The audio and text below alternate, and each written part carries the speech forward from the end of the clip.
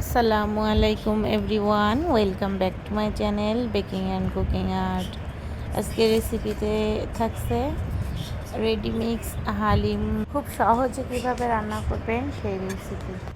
চলুন তাহলে মূল রেসিপি দেখে নেই। রাঁধুনির হালিম মিক্স দিয়ে রান্নাটা খুব সহজে হয়ে যায়, ঝামেলা ছাড়াই।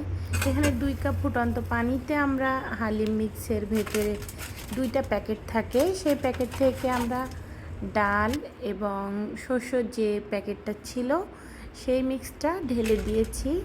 তবে একটু ধীরে ধীরে ঢেলে দিবেন, তাহলে আর দলা বেঁধে যাবে না।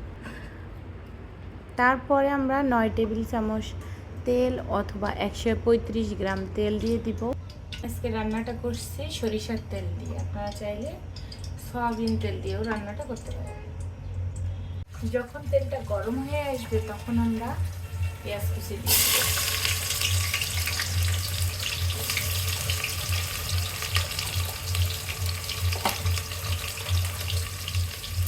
এখানে হাফ কাপ পরিমাণ পেঁয়াজ দেওয়ার কথা, কিন্তু একটু বেশি পরিমাণে পেঁয়াজ দিয়েছি।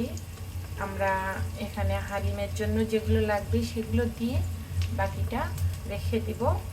চুলার জাল থাকবে হাই।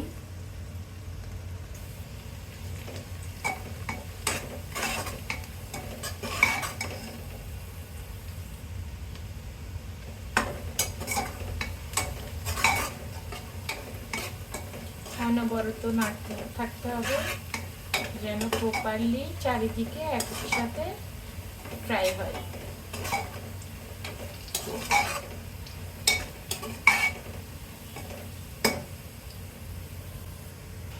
আমাদের পেঁয়াজটা ভেজে নেওয়া শেষ।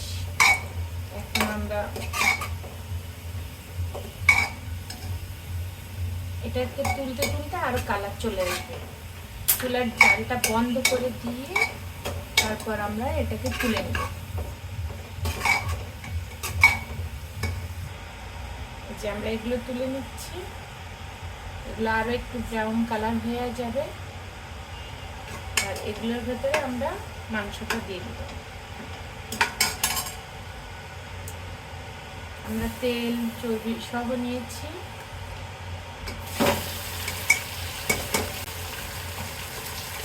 তবে এখানে হাড় দেই না, আপনারা চাইলে হাড় সহ দিতে পারেন, কারণ আমার যেহেতু বাচ্চা খাবে ওই জন্য আমি হাড় দিই।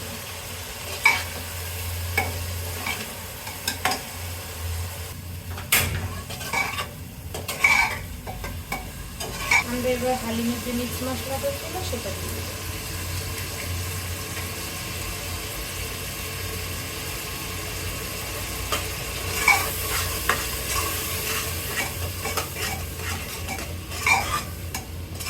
কিছু সময় এটাকে কষিয়ে নিব, তারপর পানি অ্যাড করব।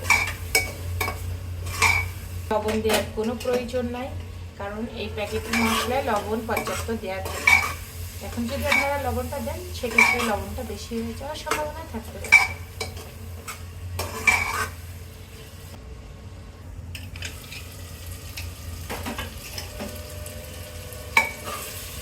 আমরা এটাকে 3 থেকে 4 মিনিট কষিয়ে নিব। আমাদের কষানো শেষ প্রায়। আমরা এখন গরম পানি অ্যাড করবো। অবশ্যই গরম পানি অ্যাড করতে হবে, তাহলে রান্নার টেস্টটা বজায় থাকবে।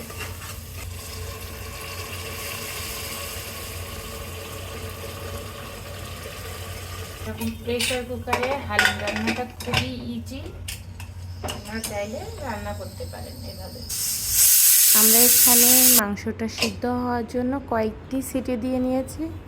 আপনারা আপনাদের প্রয়োজন মতো সিটি দিয়ে নেবেন। এখানে 5 থেকে 6টি সিটি দিয়ে নিয়েছি।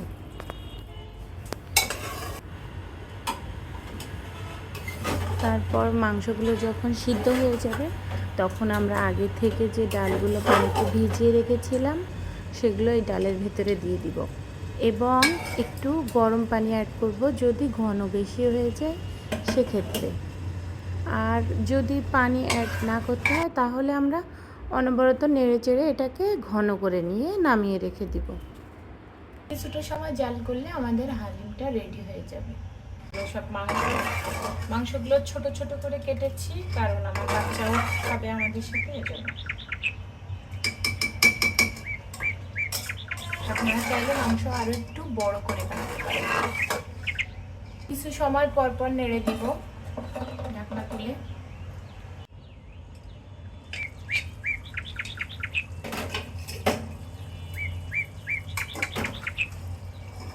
কিছু সময় পর পর নেড়ে দিতে হবে, নাকি তলায় আবার লেগে যেতে পারে। যেহেতু মিশ্রণটা ঘন, আপনার কিছু প্রয়োজন হয় লবণ দিবেন। আমি একটুখানি লবণ দিয়ে দিচ্ছি।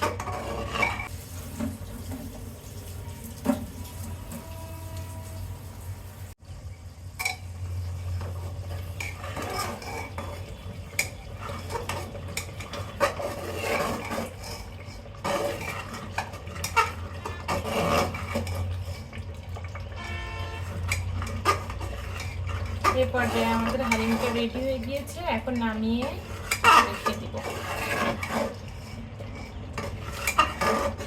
দেখতে বুঝতেছেন তলায়ও লাগে নাই।